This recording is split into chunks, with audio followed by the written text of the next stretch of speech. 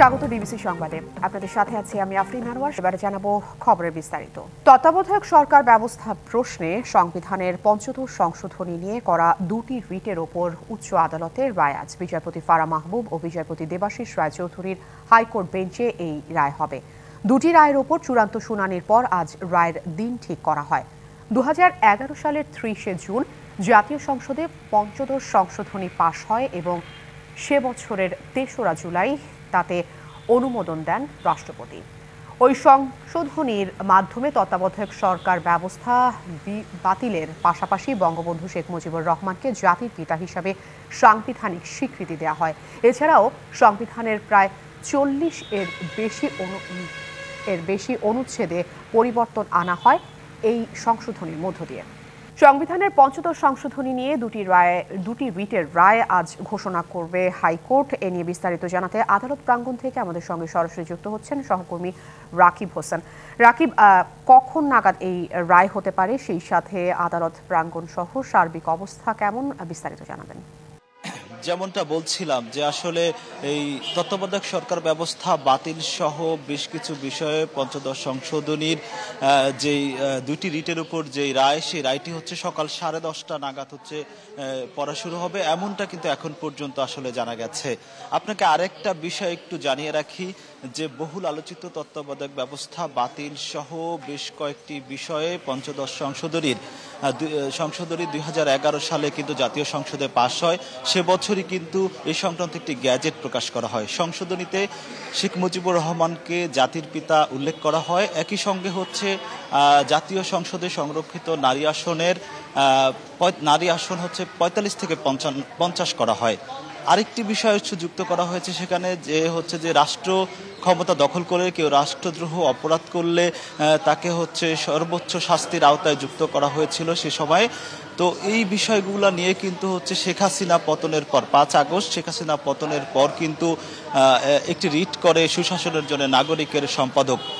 এরপরে কিন্তু হচ্ছে আরেকটি রিট করে হচ্ছে আরেক ব্যক্তি। মোট দুইটি রিট হয়। দুইটি রিটের উপর কিন্তু রুল জারি হয় এবং সেই প্রেক্ষিতে গত এই চলতি মাসেরই 5 ডিসেম্বর হচ্ছে আজকের এই রায়ের দিন ধার্য করেন আদালত। তো এখন পর্যন্ত আসলে যতটুকু আমরা জানতে পেরেছি হচ্ছে যে রিটের এখন পর্যন্ত আমরা জানতে পেরেছি যে সকাল 10:30 নাগাদ আসলে রায় পড়া শুরু হবে।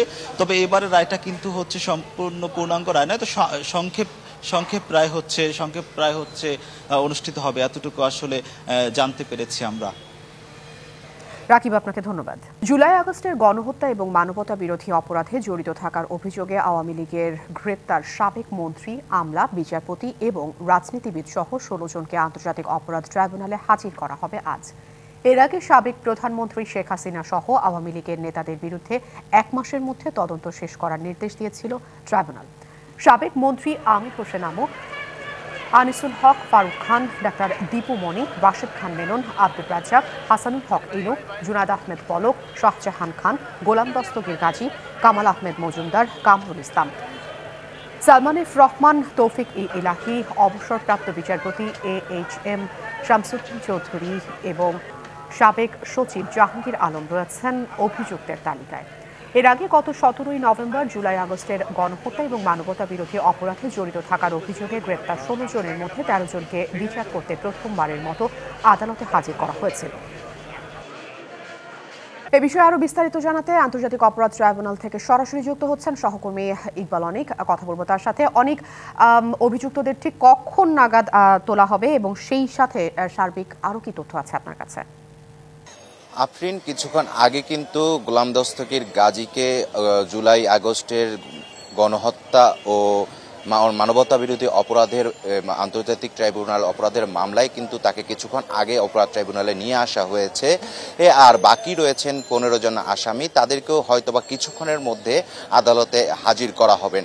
এর আগে একটু যদি তথ্য দিয়ে রাখি, এই জুলাই আগস্টের গণহত্যা ও মানবতা বিরোধী অপরাধের দুটি মামলায় কিন্তু হচ্ছে একটি মামলায় সেই একজনই আসামি, সেটি হচ্ছে সাবেক প্রধানমন্ত্রী শেখ হাসিনা, এবং আর বাকি যে মামলাটি রয়েছে সেটিতে হচ্ছে ওবায়দুল কাদের সহ ৪৫ জন আসামি রয়েছেন। তাদের মধ্যে হচ্ছে ১৬ জনকে কিন্তু আজকে আদালতে হাজির করা হবে। তার মধ্যে গোলাম দস্তগীর গাজীকে কিছুক্ষণ আগে নিয়ে আসা হয়েছে। এই দুটি মামলার যে অগ্রগতির তদন্ত প্রতিবেদন দাখিলের কিন্তু দিন ধার্য করা হয়েছিল, ও এর আগে কিন্তু ১৭ই নভেম্বর এই ১৬ জন আসামিকে হাজির করা হয়েছিল এবং সেদিন আদালত নির্দেশনা দিয়েছিল যে ১ মাসের মধ্যে তদন্ত প্রতিবেদন দাখিল করতে হবে। তাই প্রেক্ষিতে কিন্তু আজকের দিন ধার্য রয়েছে, তাদেরকে কিন্তু আদালতে হাজির করে মামলার অগ্রগতি কতটুকু এগিয়েছে সেই তদন্ত প্রতিবেদনটি দাখিল করবে। এবং যদি বলে রাখি যে এই মামলাটির বিষয়ে যে অনেক জটিল বিষয় এবং সময় সাপেক্ষ বিষয়, সেক্ষেত্রে আমরা যতটুকু ধারণা করতে পারছি যে আজকেও হয়তোবা প্রসিকিউশন থেকে সময় আবেদন করবেন তদন্তের বিশদ তদন্তের জন্য। আরেক এই জুলাই আগস্টে যে হত্যাকাণ্ডগুলো রয়েছে তারই হচ্ছে পুঙ্খানুপুঙ্খানুভাবে যাতে সঠিক বিচারটা হয় সে বিষয়ে কিন্তু প্রসিকিউশন থেকে বলা হবে ধারণা করা যাচ্ছে। এই ছিল আফরিন আমার কাছে ট্রাইব্যুনাল থেকে সবশেষ অবস্থা। অনিকা, আপনাকে ধন্যবাদ। আপনি সংবাদ সংগ্রহে থাকুন, পরবর্তীতে আরো বিস্তারিত জেনে নেব। অসচ্ছল মুক্তিযোদ্ধাদের জন্য দেয়া বাড়ি পেয়েছেন সচ্ছল মুক্তিযোদ্ধারা। ভোলা সদর উপজেলায় মুক্তিযোদ্ধা বীর নিবাসে বাড়ি বরাদ্দে এমনই অনিয়মের অভিযোগ উঠেছে। অনিয়মের সাথে জড়িতদের বিচার চেয়েছেন বঞ্চিতরা। অভিযোগ পেলে তদন্ত করে ব্যবস্থা নেওয়ার আশ্বাস জেলা প্রশাসকের। ২০১২-১৩ অর্থবছরে অসচ্ছল মুক্তিযোদ্ধাদের জন্য পাকা বাড়ি নির্মাণের সিদ্ধান্ত নেয় সরকার। প্রকল্পের আওতায় তৈরি ভোলা সদর উপজেলার বীর নিবাসে ৪ জন অসচ্ছল মুক্তিযোদ্ধার জন্য বাড়ি বরাদ্দ দেওয়া হয়। তবে অসচ্ছলরা কেউ বাড়ি পাননি। তাদের অভিযোগ, প্রভাব খাটিয়ে ও ঘুষ দিয়ে বিত্তবান মুক্তিযোদ্ধারা বাড়ি হাতিয়ে নিয়েছেন। আবার নকশা পরিবর্তন করে বহুতল ভবন বানিয়ে ভাড়া দেওয়ার অভিযোগও কারো বিরুদ্ধে। এটা হলো সেলিম জমাদারের ঘর, তার থেকে এটা ভাড়া নিয়েছি এবং কি আশা অফিসের কার্যক্রম এখানে আজকে বিগত ৬ বছর চালাইতেছে। এই টাকা পয়সা খাওয়াইটা ঘর আনছে, ঘর আনিয়ে সে প্রথম তলায় মুক্তিযোদ্ধা টিয়ে দিয়ে করছে, পরে উপরে ৩ তলা পর্যন্ত নিজে টিয়ে দিয়ে করছে। সাংবাদিক আইসা দেখবো যে এদের নেম প্লেটটা আছে না মুক্তিযোদ্ধার, সেই নেম প্লেটটা কালি দিয়ে বুঝে রাখছে। বারবার সংশ্লিষ্টদের কাছে আবেদন করেও মেলেনি বীর নিবাস।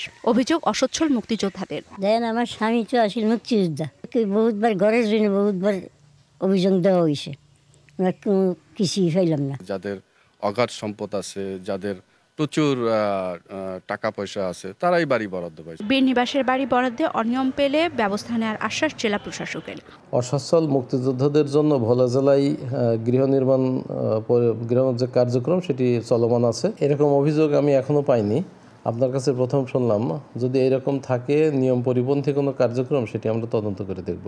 বীর মুক্তিযোদ্ধাদের জন্য বরাদ্দকৃত বাড়ি নিয়ে অনিয়মের সাথে জড়িতদের কঠোর শাস্তির দাবি সচেতন মহলের। DBC news desk. পৌষের শুরুতে উত্তরাঞ্চল সহ দেশের বিভিন্ন জেলায় বাড়ছে শীতের প্রকোপ। প্রভাব পড়েছে জনজীবনে। টানা ৫ দিন ধরে মৃদু শৈত্যপ্রবাহের কবলে উত্তরের জেলা পঞ্চগড়। জেলার সর্বনিম্ন তাপমাত্রা পঞ্চগড়ে ৯.৩ ডিগ্রি সেলসিয়াস রেকর্ড করা হয়েছে। হালকা কুয়াশা আর হিমেল বাতাসে বেড়েছে শীতে মানুষের দুর্ভোগ। কুয়াশায় ঢাকা পড়েছে জেলার পথঘাট। উত্তরের সীমান্তবর্তী জেলা ঠাকুরগাঁওয়ে শীতের তীব্রতা বেড়েছে। জেলার সর্বনিম্ন তাপমাত্রা রেকর্ড করা হয়েছে 10.২ ডিগ্রি সেলসিয়াস। শীতের প্রকোপ বাড়ায় জনজীবনে এর প্রভাব স্পষ্ট। বিশেষ করে খেটে খাওয়া নিম্ন আয়ের মানুষজন পড়েছে বিপাকে। চুয়াডাঙ্গায় সর্বনিম্ন তাপমাত্রা রেকর্ড করা হয়েছে ১১ ডিগ্রি সেলসিয়াস। জীবিকার সন্ধানে শীত উপেক্ষা করে এই কাজের সন্ধানে বেরিয়েছে শ্রমজীবী এবং দিনমজুর মানুষ। এদিকে হাসপাতালগুলোতে বেড়েছে রোগীর সংখ্যা। এছাড়া কুড়িগ্রাম নীলফামারীতে শীতের কারণে সকালে সড়কে মানুষের চলাচল ছিল কিছুটা কম। আগামী দিনগুলোতে শীত আরও তীব্র হবে বলে জানিয়েছে আবহাওয়া অফিস। সংবাদে এই ছিল এখনকার মতো। ডিবিসি নিউজের সংবাদগুলো পড়তে ভিজিট করুন ডিবিসি নিউজ.টিভি আর ভিজিট করুন ডিবিসি নিউজের ফেসবুক পেজ এবং ইউটিউব চ্যানেল। সঙ্গে থাকুন ডিবিসি।